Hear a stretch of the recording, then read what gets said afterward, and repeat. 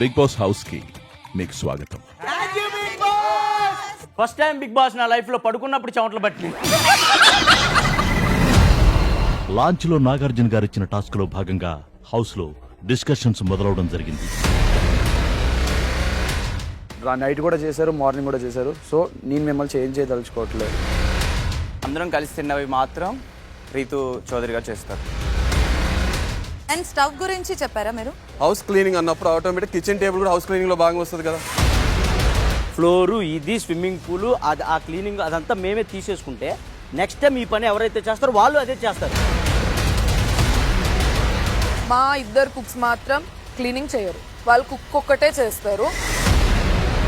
నాకేమనిపించిందంటే సంజన గారు ఖాళీగా ఉన్నారు కాబట్టి చేస్తే బాగుంటుంది. ఎందుకంటే టెనెంట్స్ కొంతమంది ఖాళీ కూర్చుంటున్నారు కదా. It's not right.